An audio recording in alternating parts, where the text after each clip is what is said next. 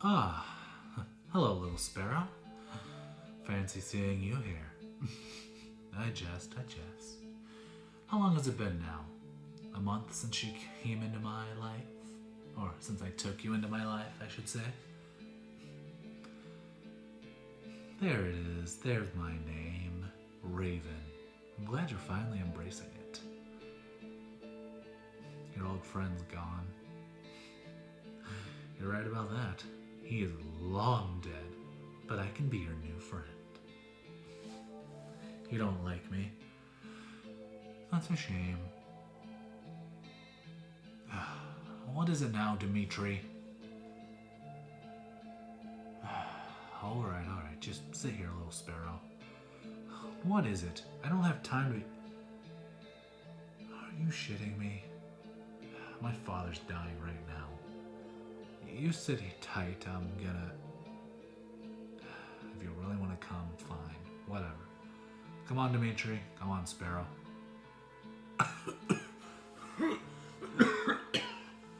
Hello, Father.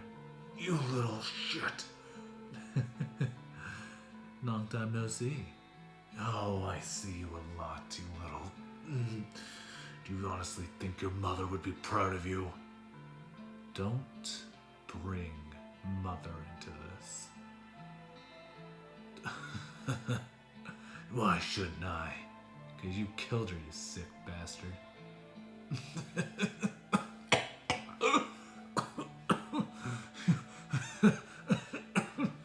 Oh, do your lungs hurt? I hope they do. Oh, I see you saved that little brat. This little brat has more care in their finger than you do in your whole body. Care doesn't win wars, son. And care doesn't keep people in line. Oh, I know. Fear keeps them in line. Respect keeps them in line. I did learn a few things from you. Tell me, Father, why did you cause all this misery and pain? I don't really particularly care, but I am curious why you decided to pick on this person in particular. Cause I saw you have all the lovey-dovey eyes for them. I couldn't. Oh, spit it out. I couldn't let you get off the path. The path. Stay on the path. Honestly, I'm tired of hearing those words.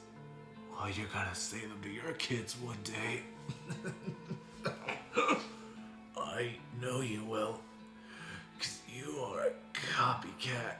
Nothing you do is original. Is that true, though? Cracking jokes to hide your pain. I see your eyes watering up, you big baby. Oh, shut up, old man. I don't give a shit about you. Yes, you do. I can see it in your fucking eyes. You have too much heart.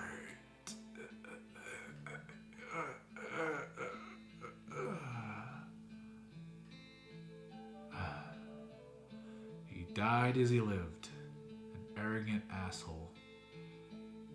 Did you really want to see that? Alright, whatever. You look traumatized. How could I not have any care?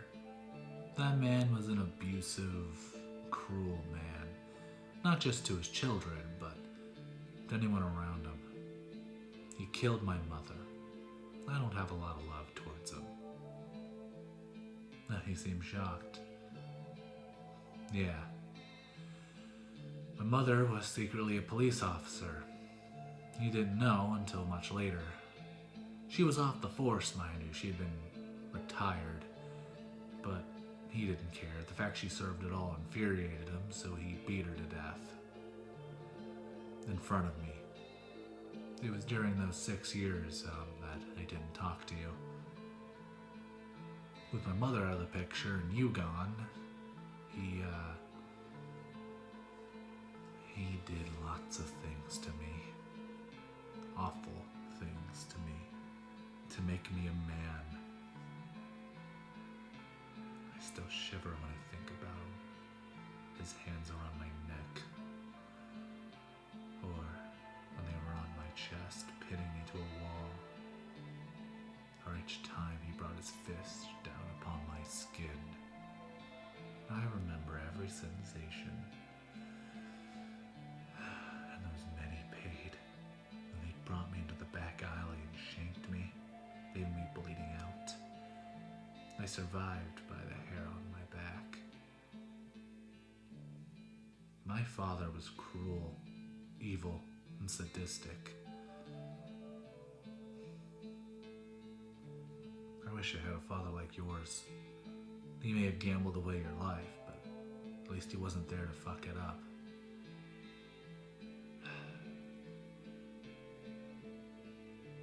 You know, I think I'm finally ready to tell you how I became who I am now. Before I had to shoot you through the chest, originally, I was left with a bunch of options. I could either bring you into the fold, making you one of ours, attempt to court you, or shoot you, and make you run away in fear of ever coming near me. For your protection, I chose to shoot you, but there was another part to that. I was afraid. I was scared of what you would think of me, think of my family, how you'd treat me if you knew what we were involved in. Turns out I was right to be afraid. Seeing how you react to me now. Over the years, I was trained in many different ways, how to kill in many different ways. Poison, acrobatics, weapons training, you name it. I'm practically a walking assassin. And worse than that, everyone around me is highly trained in the same things I am, and are highly loyal. There's no way I could ever escape this life. My father made me accept it one way or another. He killed me, made sure I was buried and long gone, so I couldn't seek any friendships or relationships. And then he started it all. And then colored me surprised when an informant that was going to go to my father came to me, telling me to deliver a message about your name popping up, that you had been sold off. Of course, I confronted the man who did it, your father, and he fled. Maybe I wasn't telling the whole truth when I wasn't there to confront him originally. The man who died, the one who got shot, he was my original informant. Shot him right through the head and took all of his money and fled. Trying to recuperate his losses, but unfortunately it was all caught on camera. Your father didn't make it very far. He was shot through the legs, and he was strewn up. He was then beat relentlessly till I came to him. This was shortly after I got you into the compound. He laid there for days. We starved him. And once all that was over, I had a choice. I could either kill him or let him go. Oh God, did I want to kill him. But your little goody two-shoes act may have rubbed off on me a tiny bit. I decided to let him go. I said he should thank you for you even being alive. A week after that, your official death was broadcasted. I think your father knows you're not actually dead, but it doesn't really matter. There's nothing he can do. He's a homeless man now sitting on the streets. And you're now my sparrow. My right-hand person. I will not expect any romantic feelings from you. I understand not wanting that. But I will demand respect, honor, and that you hold up my family name. This may not be what you want or how you wanted your life to go, but this is how it's going to be. From this point on, you are not who you once were. You are Sparrow. Saying how I am no longer Harlow. I am the Raven. And my father is no longer my father. He's a dead crow who we need to dispose of. Empathy and compassion come here to die, and yet you hold on to yours with such might. I honor that. I respect that. But also know this. With you being stuck here, you will be forced to witness such horrors and tragedy beyond your comprehension. And you will see things that you cannot believe. See monsters that you cannot believe. A whole new world is about to open up for you. Take Dimitri here, for example. He is not who he appears to be. You've heard me talk to him a couple times, another man named Revanov. Dimitri here is what's known as a werebear. Mostly human, but he has a bit of that hybrid DNA kicking in his system. You keep asking why I keep referring to myself as the Raven. The truth of the matter is, there is more significance to that name than it just being cool. I'm what's known as a shifter. Many in my mafia clan are shifters. You are the only one who is not. I am a raven shifter. I can shift into a raven and fly as I need. My father was a crow shifter. Do not worry, you cannot become a shifter by being turned or anything like that. It's hereditary. The only reason you live is because I care for you.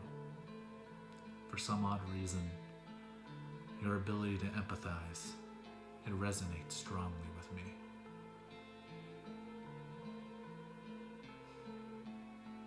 But I need to ask you something, a favor. Forget Harlow. He is dead. He's been dead for 6 years. All that remains is the Raven. Do I make myself clear? Good. Now return to your chambers. Tomorrow, you begin your training. I hope you are ready. Dimitri, do not attempt to comfort me. This conversation was long overdue, and it's only going to get harder from here. Yes, I'm sure I made the right decision. We just gotta stick it in for the long haul.